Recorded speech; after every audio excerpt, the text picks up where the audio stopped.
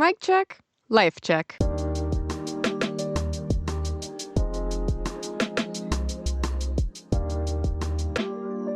With Haley Jensen. Welcome back. If you are new here, I am Haley Jensen, and I'm so happy you're here. I have been on my TikTok grind lately, and I'm trying to get this podcast out there. And 10 out of 10, if you've already been here, I love you so much. Big kiss for you. Mwah. Okay, never again. Because that was weird. Okay, so today's topic is two different little things that I kind of heard throughout the week scrolling TikTok, and it got my wheels turning because these two topics have definitely crossed my brain thousands of times, I'd say within the last 5-10 years, for different reasons at different times in my life, and I really wanted to talk about them. But before I wanted to talk about them, I wanted to run them by some people in my circle, some friends, some significant others. Crazy. But yes, the two topics today. We'll start with the first one. You might have to be patient for the second one. But the first one is, should you be a little slut before you get into a serious relationship? / more specifically, marriage. Here's the thing. Utah has a very large problem of marrying super young, being married for a couple years, and then inevitably getting divorced.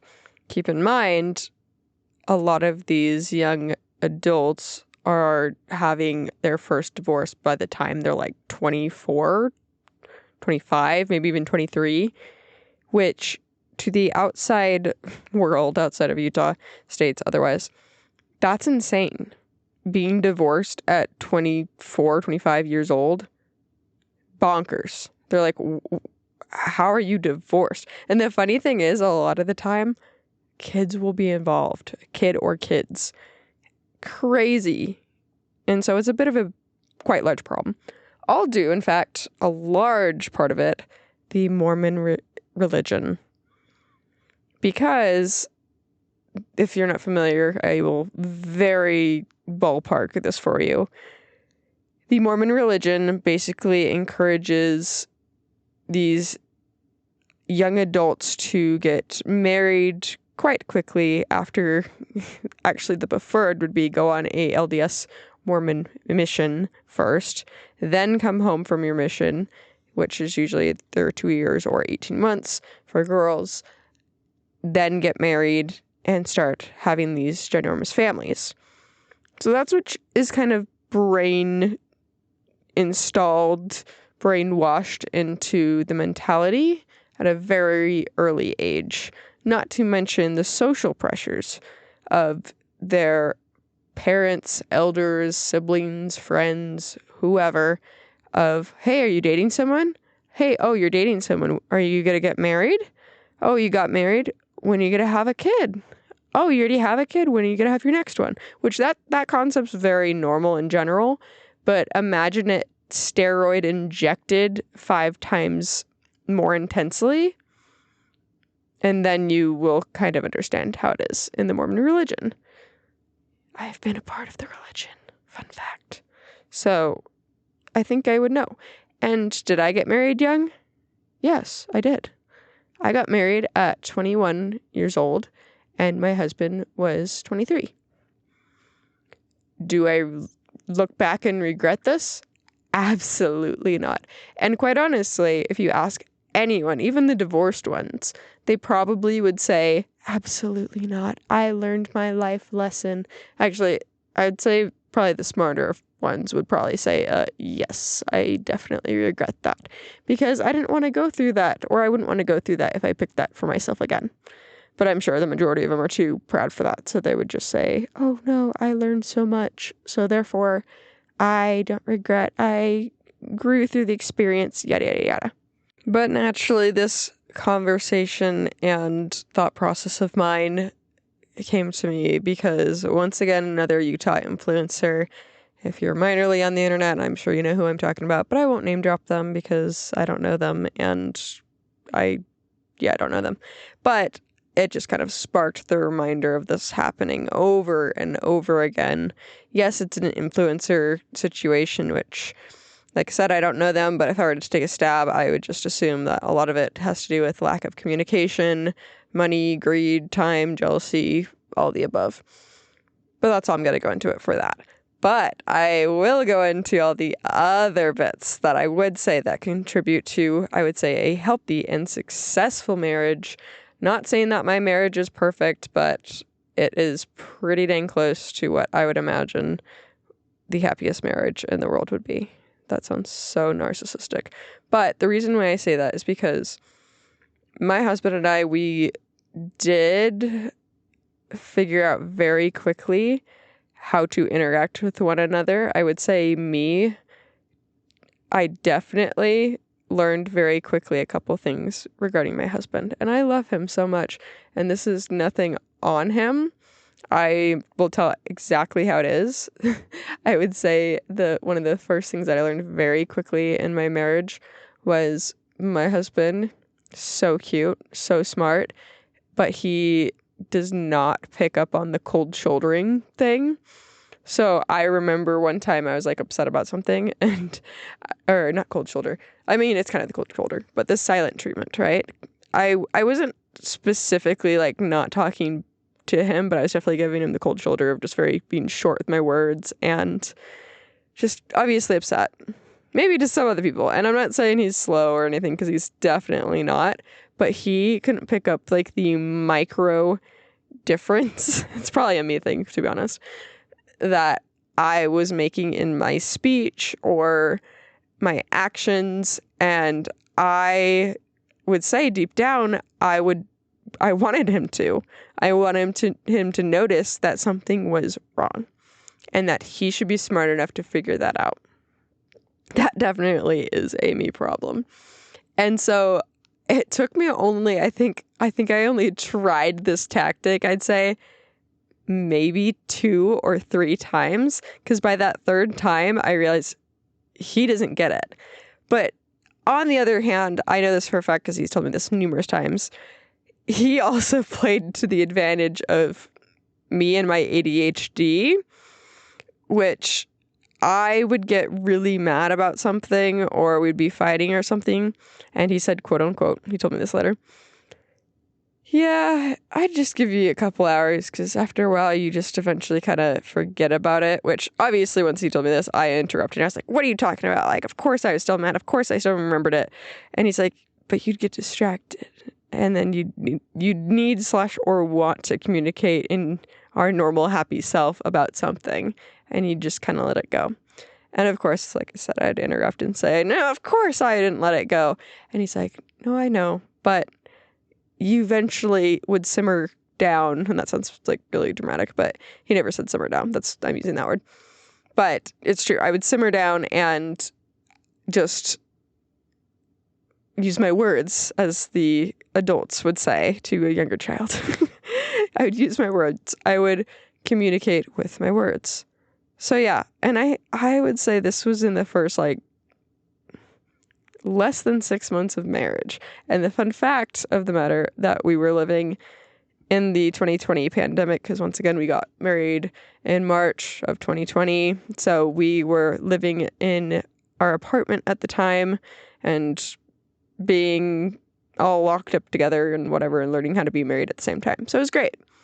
But I learned very quickly that the whole situation of cold shouldering and silent treatment did not work.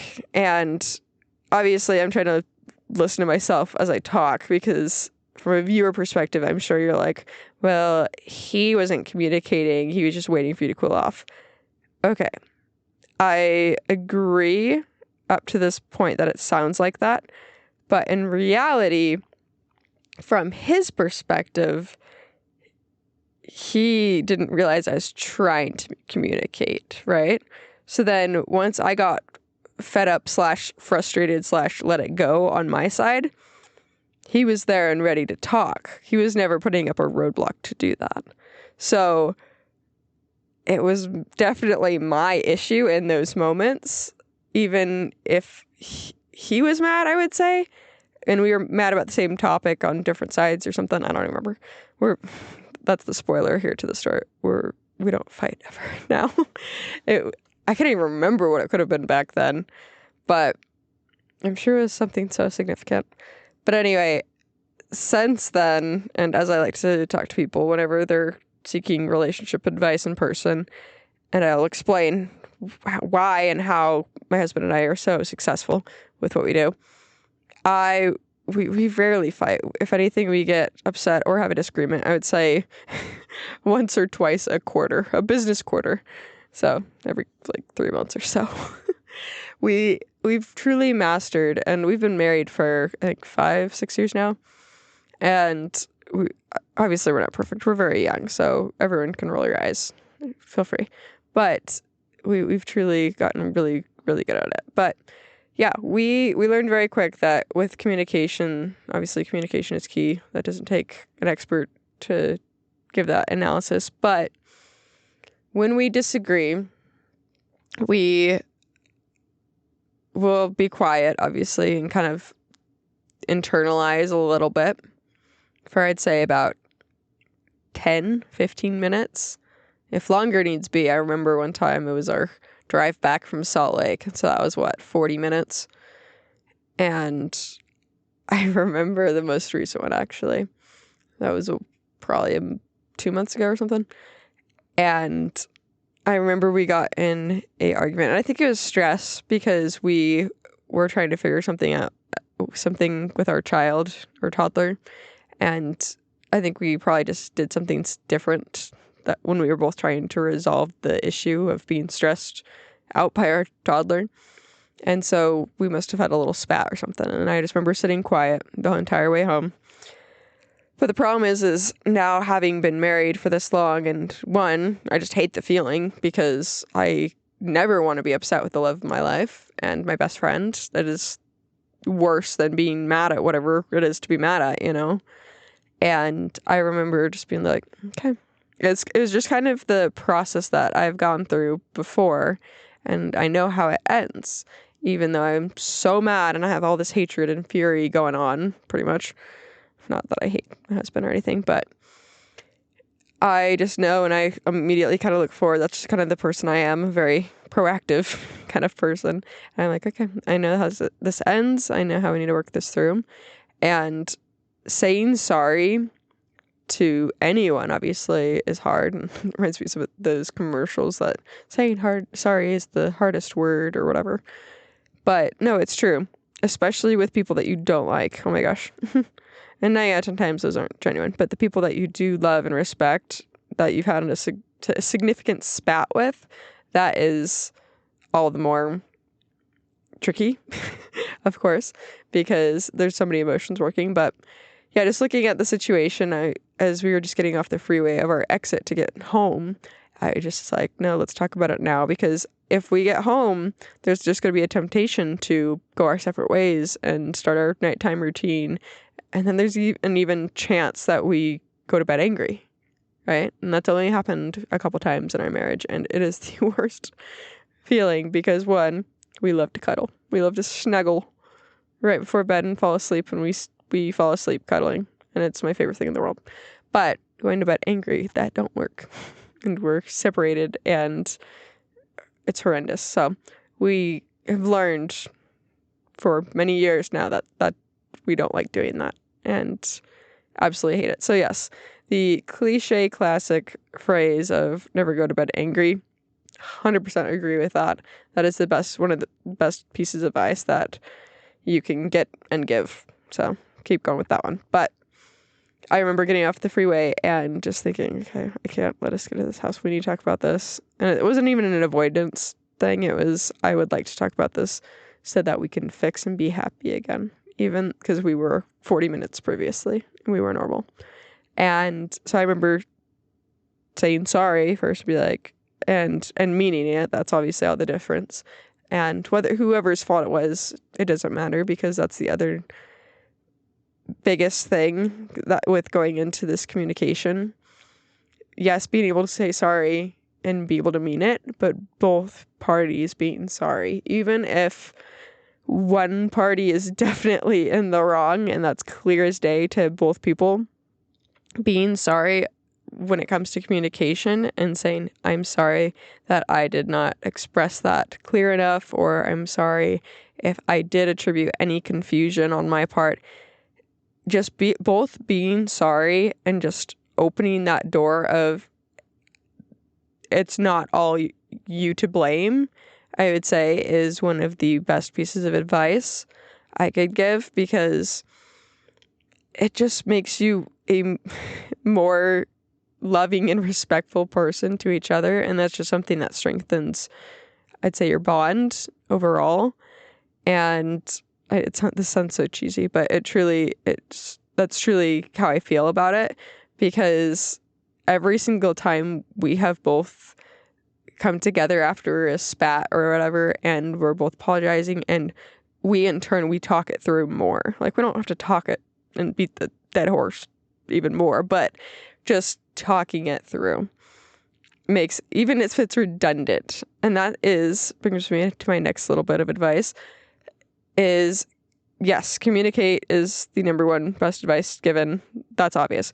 But communicate so much that it hurts. Like you're explaining a rocket scientist programming to a toddler, where you are just have to talk and say, I am so sorry for this. And you can always use the I am statements. That's just a therapy technique. Not that we've ever gone to therapy, thankfully, but it's just using the I am statements of, I felt this way. I am sad because of this. And I felt this way. Just explaining yourself. And it's not necessarily meant to be narcissistic, but just so that you can show the other person you're human. I think that's I don't know. Go see a therapist. I'm a podcaster. I'm not a therapist, but these are my thoughts. Anyway, we've gone way off track when it comes to communicating, because this episode started with divorce and marriage in Utah. But I would say these are the secrets to my success, which is very much still on topic. But in regards to Utah and all of the lovely issues that reside here, because of we're jumping back into the correct timeline of things here, and that's okay.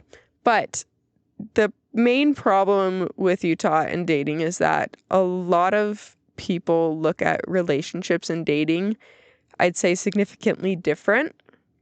They go into their first dates looking for Prince Charming, and either you have really good actors and actresses that would like to mold that reality and will purposely try to fit that because they also want the same thing, because their mommy and daddy dearest told them the same thing of go get married and find the love of your life. So either they both will turn into yes men and say, oh yes, I do love that. Oh, me too. I totally do. Even if they don't. And then they fake it, which I would say one of the top regular dating advice for anywhere is be yourself. And that's something that Utah is not good at, I would say. Or you have the opposite problem. And they are chronically themselves so much that they're arrogant and they're not as fun to be around. But regardless, I would say no matter what, even if you have the yes men situation, or if you have they are being themselves and that's great and dandy, but they still are trying so hard to run the race and get first place of getting married. And so they don't waste time. They cling on to the next and the first person that gives them a similar vibe, a similar, hey, you're looking for love, I'm looking for love too. Ooh, we're in love, love, love, love, love. And it works very quickly and fast because of it. And then, oh my gosh, we are so in love. We are getting married, or we're engaged. And that's why there's always an ongoing joke that, especially for BYU students, Brigham Young University, which is the Mormon college, where a lot of people get married. But then there's also the BYU Idaho College, which nicknamed BYU I Do, because Idaho specifically does not have a lot of things to do. So instead, everyone just gets engaged. very common, familiar concept or well-known ideology, BYU, I do. And so, yeah, definitely a bit of an issue. So specifically, Utah County is where I ironically live, but also has multiple other colleges throughout Utah and whatnot. But specifically, Utah County has a very high population of people, young people. I'm talking 20 to 26, 7, but even younger maybe. Anyway, all trying to date and then all jumping on the freeway and getting married because of it. And so a lot of them find their one and only on one of the first couple dates they go on. And they don't say, hey, this person's great and dandy, but do we align on a lot of things? Could we be forever companions? They don't really think that far. They think, do you love me? Do I love you? And that's what they run with. I'm not saying all couples, because obviously that would make me a big old know-it-all, because I think I know everything. But from what I have observed, as well as observed the failing marriages, that's what I can say. Prime example of someone I know and am very close to in a way. Maybe not in a friendship way, but I know for a fact that this person dated on a specific Mormon dating app, which ironically, guess where I dated on as well. Ooh, the Mormon dating app. Crazy. Went on a lot of dates actually on that app. But anyway, this particular person I know was talking, I think, to like 3 guys, and then she was narrowing them down based on the conversations that she had with them, which in that part of the book, you're getting an A. Good job that you are figuring out where your common interests and likes are. That's actually really good. That's a step up from a lot of people, because usually a lot of people, this first step is, do I like you? Do you like me? Great. And sometimes they'll just run and be done with it. But yeah, so I'll give her an A for that. But the problem is like I said, there's those people that are yes men. Fun fact, she married this guy and he turned out to be a yes man, because they ended up realizing that there was certain things that they didn't agree with. And that's unfortunate. Were they looking at couples counseling right after they got married? Yep, sure were. Are they divorced now? I don't know. I fell out of contact, but I would hope so, to be honest, because I think that for the first person that she seriously dated, like significantly, was also the person that she married. Yeah, I think that would fall into our category of divorce. Anyway, and I've heard numerous stories throughout the years, and I think the saddest thing out of all of them is this story happens time and time again, but whether it's the girl, whether it's the guy, I feel like a lot of the times it's the girl, they get cold feet, but they don't back out of their wedding because of the social structure of the Mormon religion, that it would be more gossip and shame if they did. I have heard, I feel like I probably heard it twice, but I definitely heard it once. I remember this one time that I was in Hobby Lobby or something with my mom, and she was telling me a story about this something, and then she got a text and she's like, oh, such and such, they broke up and they were supposed to get married the next week or something like that. But I remembered something. This is when I was probably like 16 or something. And I remember something my mom said that really stuck with me, because she was like, well, that's super sad and dramatic, but she's going to be so happy in the future that she didn't go through with this. Like, yes, it's messy, but she's going to be so much happier in the end that she didn't go through with it. And not to mention, divorces are expensive. That is something that I never really knew until hearing about it later in life, of people going through divorces. Holy crap. Divorces are expensive and messy. And for that reason alone, I feel like that's something that the church should also teach. Well, telling all these youth to run off and get married and be young and in love. I don't know. That they don't teach the divorce side and the messy side because it's icky. It's not as cute and marriage forever and love eternity and all that in between. And I wish they did, because I think it would definitely prevent a lot. But back to the timeline here.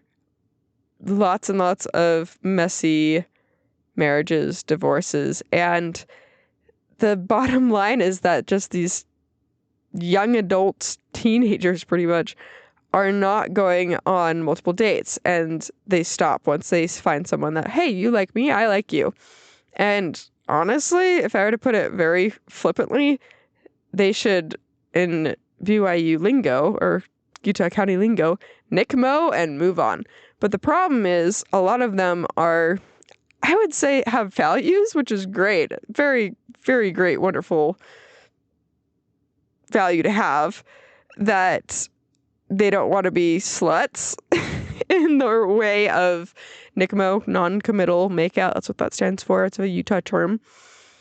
And so, which basically NCMOs just entail of, they usually start on dating apps, but you're swiping, you match, and usually it's the guy, but they're like, hey, NCMO, question mark, meaning they just want to get together and make out because they're horny and yeah, they don't want a commitment. They just want to make out one night and maybe never talk again.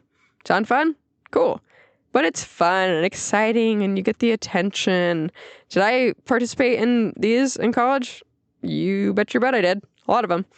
And the funny thing is I remember because I actually, let's see, I think I had 3 separate relationships. I had one long one, which a lot of people are familiar with.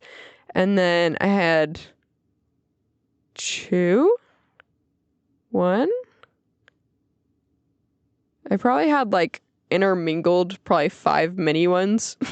Don't tell them, but they were all probably within one another. I wasn't like girlfriend, boyfriend. I was just had like things with a couple of people.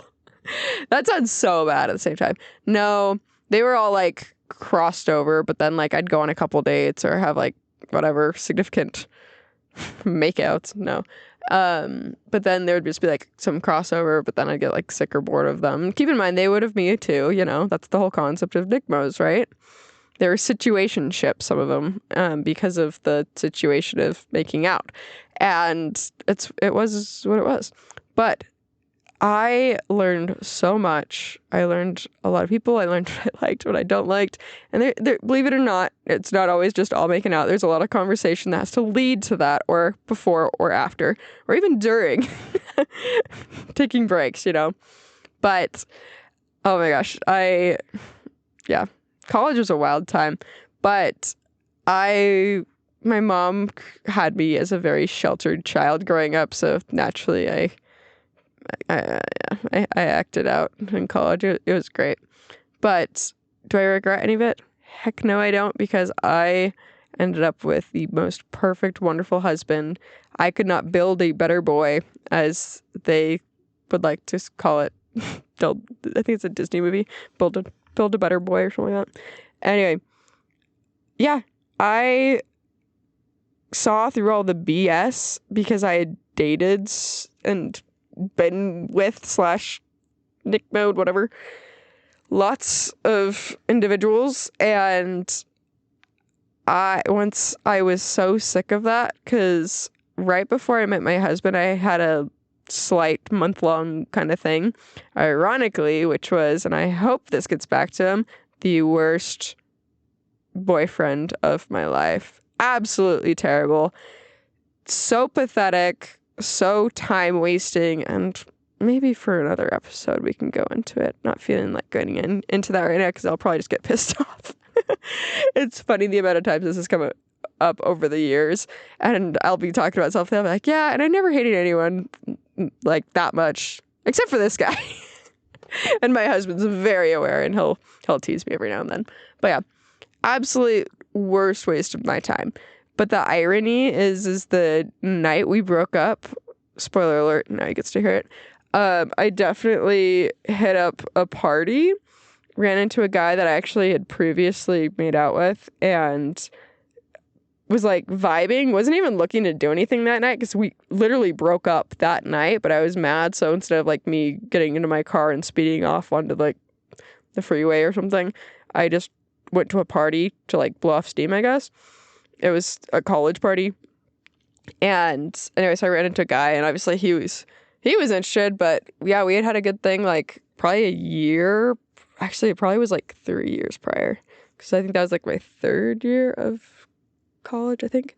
But anyway, ran into him and like we were just talking, having a good time. Like I didn't think any of it because I saw him a lot at the time on campus, and so I was just like, hey, what's up? Like, anyway, he's like, yeah, what are you doing after? Like, want to hang out? And I'm like, oh. And so we did. We hung out and made out, and it was great. As the girlies say, to get over a guy, you gotta get under another one. Sorry, parents, do not listen to this.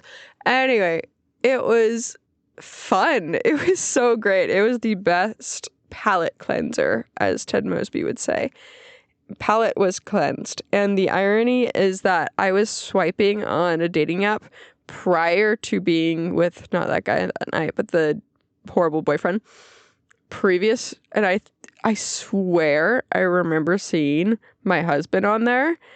And so then after, when I went back to swiping just casually within the next weeks, just because I was bored, it's kind of like my equivalent of like Tetris, I don't know, on my phone. It was just, you just naturally go and start swiping, you know? It's kind of like Facebook, literally swiping on faces. Anyway, so then eventually I ran into my husband, which I had connected and matched with a couple people, and he was one of them. And I remember our first date so clearly, and I won't go into the intricate details because like that's private for me and only me. Maybe one day, we'll see. But I remember being like kind of casual with it, and the fact that I was just like, oh yeah, like I'm gonna go on this date because I scheduled it. Like I wasn't looking like, oh my gosh, looking for love, like because I was kind of just exhausted from everything I had gone through. And then it turned out to be one of the best dates of my life, and changed my world upside down pretty much in the most normal way, normal date. And yeah, obviously it's very tender to me because I had the best night of my life in a way. It sounds weird, but like nothing crazy happened, but obviously my life was changed and forever changed after that night. And yeah, so also the cliche of it shows up when you're not looking was kind of true because I wasn't specifically looking. I was just swiping around and I was just talking. I was like, yeah, sure. Like I'll meet this guy. It could be just a waste of time, or it could be something good or casual, whatever. But I got lucky. But yeah, anyway, story for another time. But point being is I had been dating for many, many, many, many, many years. I was boy crazy since the age of a very young age. Like being, well, I think I remember being like, actually I had a crush in second grade. I remember that. I was pretty torn up about it. And then I had a crush in like probably 4th, 5th grade. Then I was really boy crazy by age 7th grade. But then I wasn't actively dating, and I never really had a boyfriend till I had a thing when I was 14, but it didn't last very long because my mom was like pretty against it. She's like, what are you doing? You're too young, pretty much. And then I was in high school and I went to dances and still I started kissing guys when I was 14. And then, but not like a ton. But then it started to become a ton when it was like in college. But that's college, so that's fine. But yeah, point being is my biggest advice, be a slut. Be a dirty little hoe. But be smart. Don't make bad decisions. I'm not going to teach your health class tonight, but sorry, it's nighttime for me, so maybe that's why I'm being so spicy. But yeah, be smart. I'm not going to teach the health side of things, but I will say overall with dating, don't be stupid. Don't fall in love with somebody because they love you back or are being sweet on you. Really think about it, and then guess what? Once you're tired of making out, and please date for longer than 3 months, 6 months, please. Because by Utah Mormon Standard Time, y'all are going to be engaged by the 6-month or 8-month mark. I got married a year at a road trip, literally. That's a joke, because a lot of people, like their moms, be like, you guys need a date for 4 seasons in a road trip. And the reason for that, if you've never heard that before, is so that you can see your significant other in all spans of life, aka if it's cold outside, aka winter, how does he do? If it's hot outside, summer, is he gonna be super grumpy? If he has allergies, I don't know. That's just an example of dealing with a significant other in all stages of life. And then the road trip, for example, when you're traveling, because people stress under traveling conditions, because that is a true make or break thing. Some people stress and holy crap, comes out a different creature. And that's definitely something to keep in mind when dating or marriage or everything else in between. And so, yeah, I would say 4 seasons on a road trip is a very good example. I definitely would suggest it. And believe it or not, my husband and I did that. Not intentionally. We just looked back and we said, hey, we dated for over a year and we did go on a vacation together. So it did end up happening. And yeah, I think it was a great amount of time.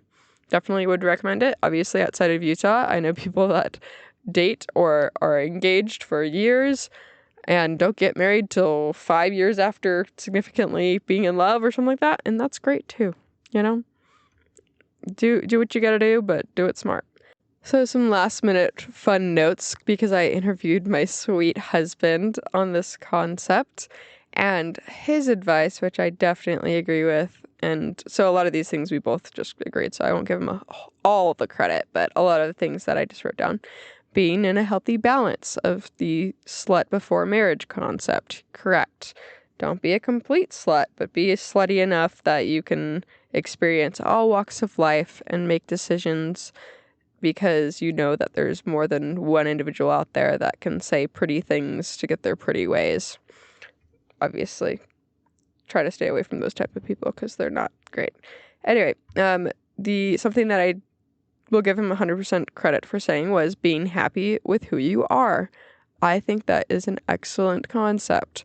Obviously, if you are not, I wouldn't say like 100% confident, because like if you have a confidence issue, that's okay. But being confident with who you are when it comes to when you're dating, for example, if somebody says, the olive theory, right? Here's an example from How I Met Your Mother. The olive theory, that if one person likes olives and the other person, or one person likes it and then olives and the other person doesn't like olives, then that's great because then the other person can eat your olives, right?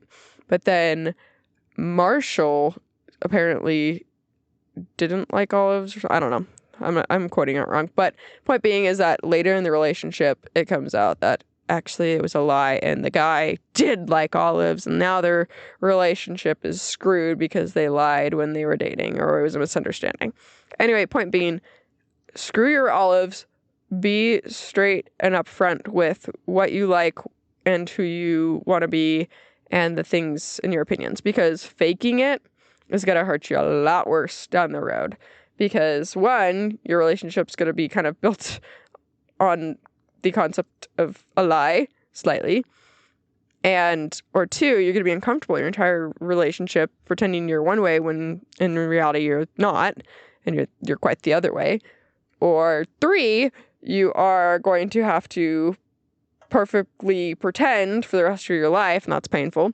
So yeah, just being confident on the way you like things, having an opinion, totally fine, stick with it, yada, yada, yada. So just overall being happy with who you are and taking that when it going into dating as well. So yeah. Also, I'm trying to read my notes here. Sexual, personal, cohabitual level. Okay, so that was regarding living with another person, with communication when it comes to sexual limits, etc., or desires, personal, I guess, feelings, how you want to communicate with one another, and cohabitual levels, so cohabit, aka living with another person, and how one person wants to do something one way, how you want your house to be run. Do you shower in the morning? Do they shower at night? Stuff like that.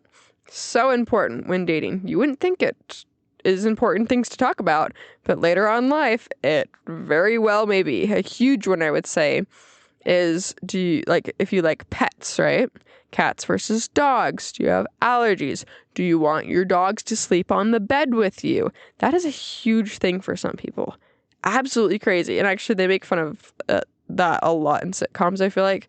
For example, like, I don't think we ever see Robin on How I Met Your Mother. Sorry, I keep quoting that, but that she sleeps with the dogs on her bed. But if that affects her relationship, I don't know. But point being is things that could be a make or break down the line in marriage. So yeah, some things that are potentially important to bring up. As for, let's see, what's the next one? Oh yeah, so libido issues. So that's regarding the desire for to have sex with the couple. So yeah, huge thing. Obviously, the libido and horniness levels, if one person wants to be very active in their relationship and the other person not so much, especially with females, our hormones are very wacky at certain times, etc. And so for some guys, especially, fun fact, Utah, I feel like that is one of, I mean, I'm familiar with a couple couples like this, but the guy wants to have lots and lots of sex and the girl obviously not so much, or the guy wants to make lots and lots of kids and the girl has to kind of just deal with it because she has to listen to her husband. That's a whole nother story. But point being is, in dating, yeah, you can say, hey, Haley, some of these kids have never had sex before marriage or whatever, and that's fine. That's not what I'm getting at. The communication, that is where it needs to be addressed, because a lot of people look at this and say, well, if they don't match the lid for the pot, they're gonna struggle. Okay, sure, but guess what? Love languages are also come into play here. For example, one person can be, yes, demand for very physical. But in order to bring that other person maybe to that level, the first person can say, hey, how can I help know that I can be invested in you in your specific way? Whether that's acts of service or quality time or gifts or whatever. That's the 5 love languages or 7 or however many there are. But using that to your advantage and being smart, not saying you need to swindle yourself to get sex, but it will definitely help you in the long run if you're meeting your partner where they're at and where they need to be at, I guess. So yeah, just being smart, just making sure to learn about each other and how to help one another definitely is for the pro column there. This next one's interesting because I wrote down long-term relationships before you get married. Obviously, you can't demand that of someone when you're meeting and dating them if they haven't done that themselves before, but maybe just taking that into account of things that they may have not encountered, things that you do encounter when you are in a long-term relationship. Something definitely to be aware of and maybe bring up with your relationship because they've not been through those things before. But if you have the option and you're not in that situation, then yes, try out a couple long-term relationships before you get married. Very beneficial. Also, something else that can absolutely destroy a marriage is roommate situation. Not having roommates, but having lived with roommates. Let's say one of the individuals in the marriage previously had never had a roommate before, whether that was in college or if they did go on a mission. That's a Utah thing, obviously, and they lived with multiple people.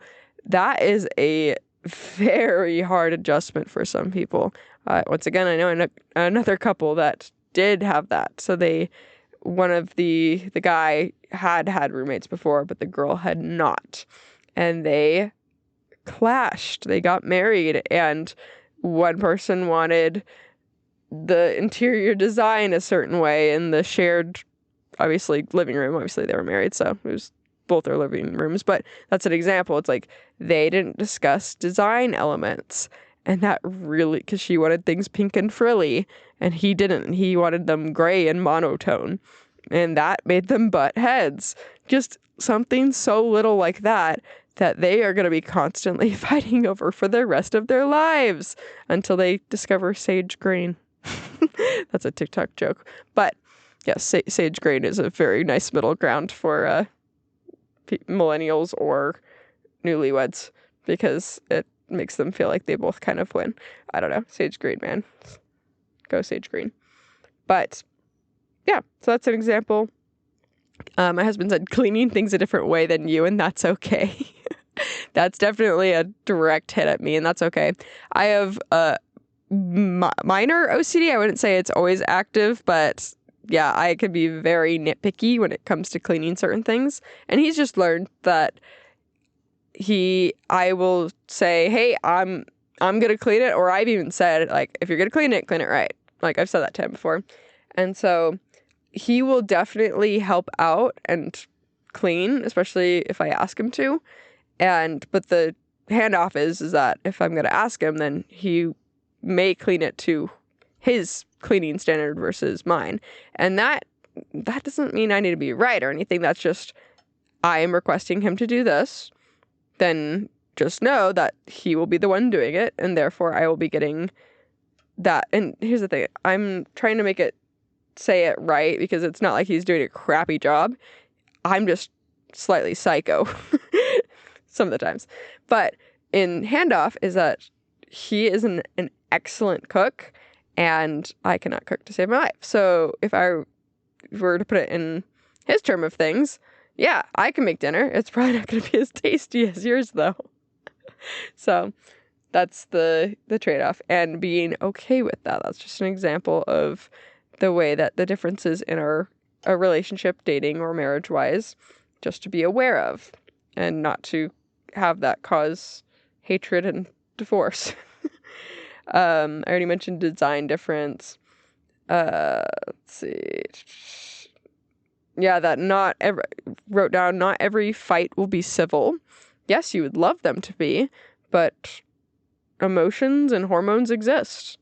People lash out, and being aware that might happen, obviously, like physical abuse and stuff, that's not what I'm talking about here, but just emotional and maybe shouting and stuff, that's inevitable. That can happen, and just being aware of that, and just knowing the proper kind of next steps after that happens, and kind of to go from there. Conversations that need to be had. Guaranteed, the majority of Utah couples that get married don't talk about, hey, how are we going to resolve our fights? What does that look like? Yeah, they don't talk about that. Okay. And then the last point, because I do need to move on to my next topic, but the last point is, without getting into politics, but politics. Knowing that the person that you're dating may have a specific political party and religion or faith, and just knowing what that looks like with dating, and also talking about it for marriage, because that will definitely impact how you view and do things. So definitely something to be aware of. As for today's dating column on this topic, congrats. You got a lot more than I was initially going to talk about. And that's fun, and that's fine, and that's okay. But that's me just wrapping up the first part, just saying that overall, being a slut before marriage, I would recommend it. I think it's it helps you grow and make the bad mistakes before you're legally binded on paper by one official one down the line, so you can avoid the divorce ones, because they're expensive and dramatic. So RIP to all the Mormon divorcees. Sorry. Better luck next time, I guess. I'm sorry. I'm trying to be no, I'm not. But I would say go a little slower next time. And obviously some things you can't foresee, and that's understandable. My marriage isn't perfect, like I said, but we strive to communicate and work with it. So yeah. Love you a lot, sweets. That's my husband. Anyway, next topic. Utah gym culture. Woo! We've talked about it before in the past. Obviously, my first episode, 4 a.m. club, lol, that has talked about the actual gym attending aspect, I guess, and working out. Today, I'm talking about the actual people and the clothing. So something that was mentioned, or TikTok that I saw, was a girl going off about what she chooses to wear to the gym these days versus what she did when she was younger, yada, yada, yada. And this is a topic that I've seen come across my For You page billions of times in different, facets? Where we have the gym bros complaining about the girls that are dressing immodestly, or the girls saying that I can wear whatever I want, or guys need to stop staring at me, or, or the old women that are like, what are these inappropriate hoes wearing, And here's my thoughts. Obviously, my original thoughts that probably coincide with a lot of people are maybe redundant to some, but I will list them regardless. I have worn many different types of gym attire over the years. When I was a teenager, I wore a lot of clothing, I would say. Not because I was insecure about my body. Well, that's a lie. I usually just wore leggings and just like a full-length tank top. That pretty much was it. Mostly because I got really overheated, even as a teenager. And so I definitely didn't want to wear like a full t-shirt because I'd be sweating my pits off. And then I didn't want to wear shorts because I didn't really own any good-looking shorts. I had some just really boxy soccer shorts, but I did have leggings. So I wore leggings, and that was when I was like a tween. And I kind of kept with that gym fit up until, I'd say, the first year or so of college, because I didn't have money, so I wasn't buying cute gym clothes in general or sets or anything. I didn't have cute gym shorts, so I just had what I was wearing throughout the last couple of years. Yeah. And even when I was just early dating or whatever, I was dating significantly the first year and a half or two or whatever. And so the relationship I was in, I wasn't looking for love in the gym during college at that time. And so I didn't care what I wore because I was super happy in my relationship. And so, yeah, not really a question. Okay, fast forward. There was a time where I was single, and I was, I guess, trying to look a little bit better just in case I were to be approached by a male in the gym. And this was in a college gym area. And I mentioned this in a different episode, but I was like telling of all my gym encounters. Yeah, fun fact, to this day, I wouldn't say I'm ugly, but I actually have only been encountered one time at the gym, and it was in the weirdest way, and that happened within the last 3 months, and I've been married for like 5-6 years, and it was in the weirdest way. Yeah, anyway, you have to go find that episode and listen to it, but yeah. Anyway, point being is when I was single and available, I was never encountered, and part of the reason for that was because I was with my brother at the time, so a lot of the people probably thought he was my boyfriend. But the few times I was by myself, I never got approached, but I also give that to the fact that I wouldn't say purposely, I just very naturally give off an RBF, resting bitch face, for those confused, for when I'm working out in the gym. So I don't think I look very approachable either, and that's okay. But anyway, back then, obviously, I wouldn't have minded because I was more boy crazy, yada. But I was wearing makeup, just like my daily makeup, which was definitely not over the top, just a little bit mascara and stuff like that, at the gym. But I wasn't putting on a full face because, one, I still, to this day, don't know how to do that. And two, I would be against it because I'd be like, no, I'm going to sweat it off. So that's not me being higher and mightier, because I would have been interest for the dating aspect, but it never really happened. Like I said, one, because I was probably with my brother a couple of the times, because he was also in the college universe, and would go to the gym purposely at the same time as me just because he wanted a lifting buddy kind of thing. And so yeah, fast forward, I got married. I'm trying to think if my gym attire changed. I got married, and during the pandemic took a pretty long hiatus from the gym like everyone else.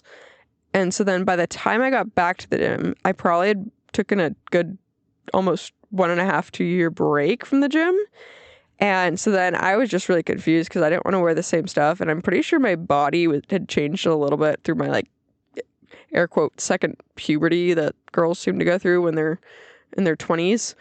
And so the same, like, fits and stuff weren't, like, hitting well.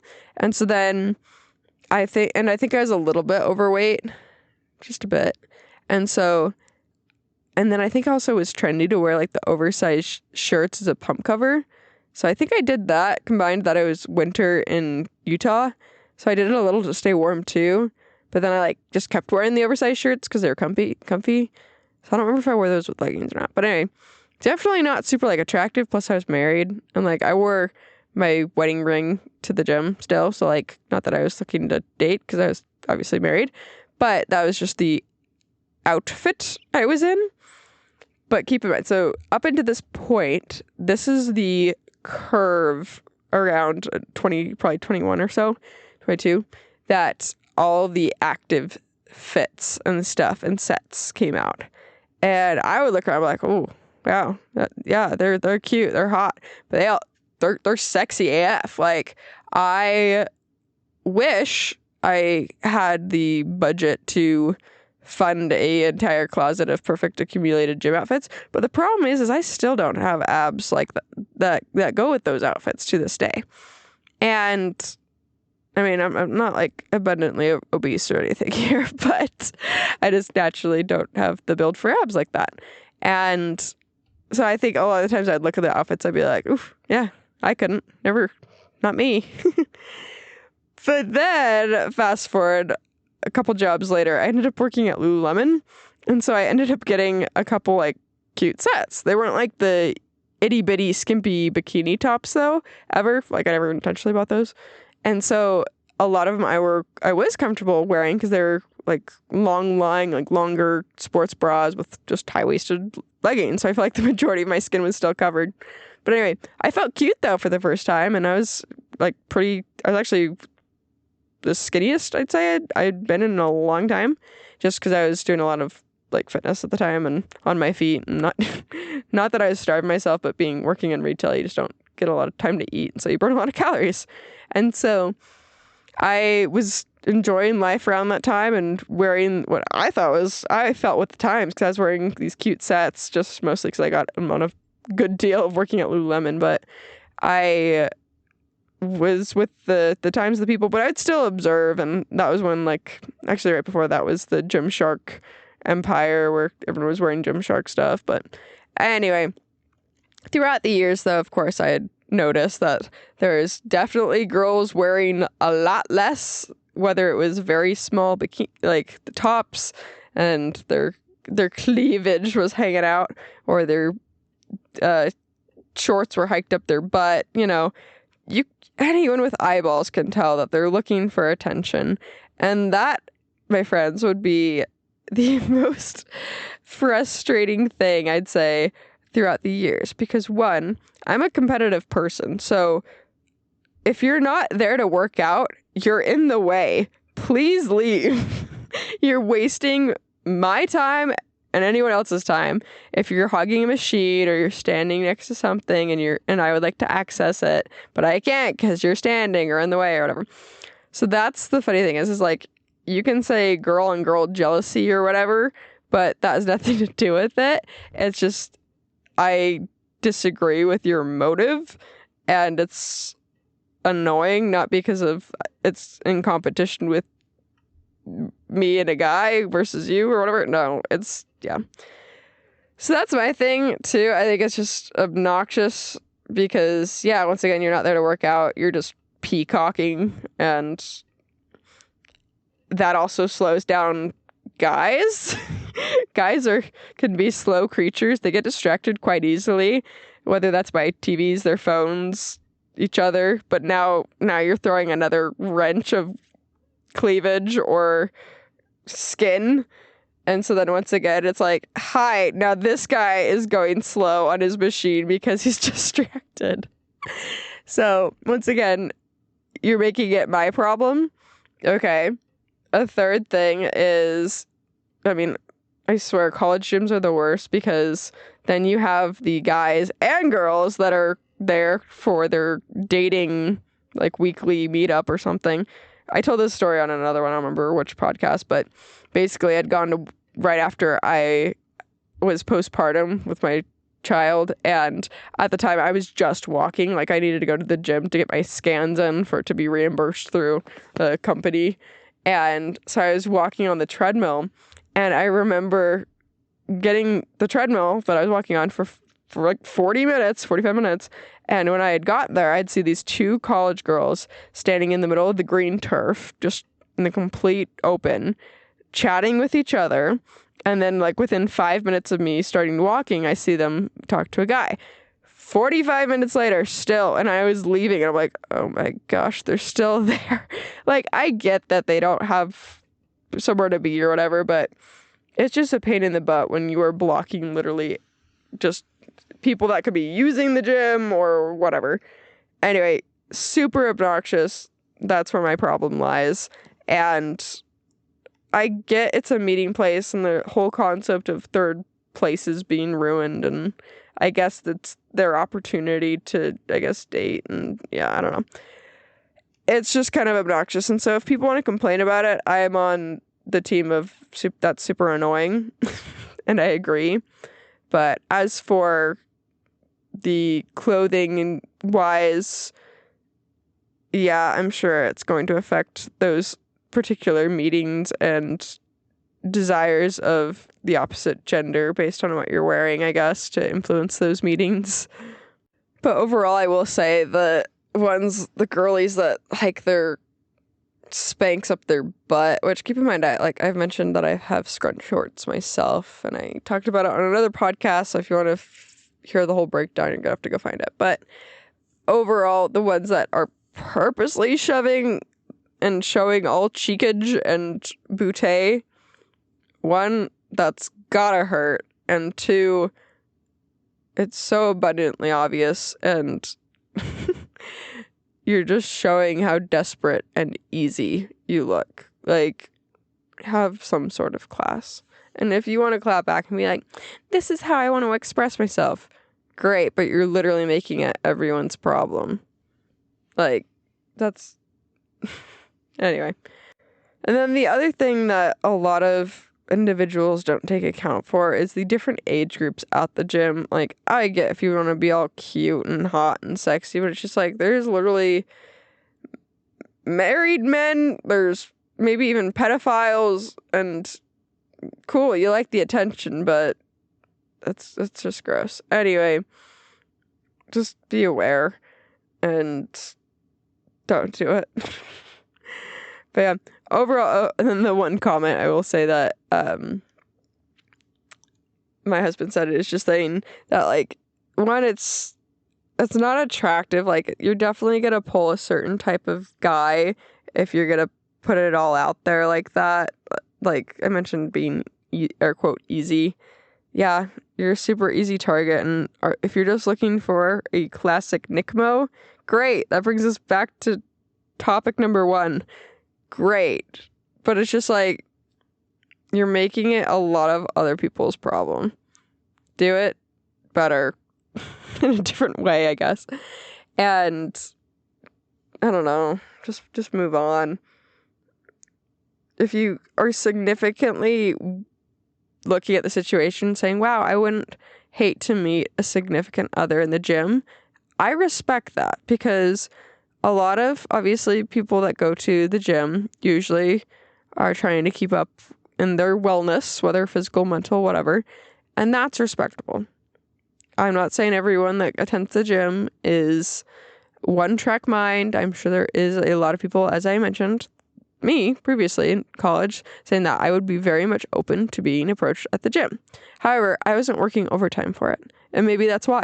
Maybe that's why I was never approached, was because, one, I had the RBF thing going on, and two, I wasn't playing the cleavage skin to win game. That wasn't what I was doing. So, yeah. I would just say, I don't know. I'll never fix Utah because Utah obviously has an entire different issue of being just super worldly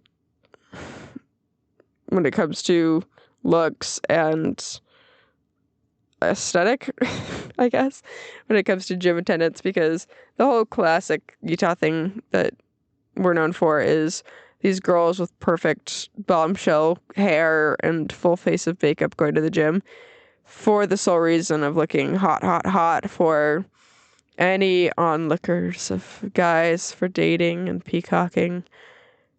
Great. You can look hot, just don't make it anyone else's problem. But yeah, that's really it. Hopefully you may or may not have learned or had a inspirational thought come from today's yappy podcast. We've talked a lot of fun things today. It's been a good one. So if you have any thoughts, feel free, swing in, jump on in to my DMs on the Instagram or comment, depending on where you're listening. Hit me, please, with a follow. Appreciate it. It will tell me that you think I should keep doing this, or don't. But please do. That'd be great. Love you so much.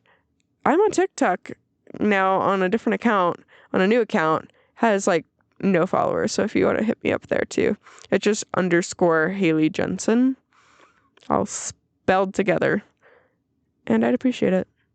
Love you guys so much, and I'll talk to you next time. Bye.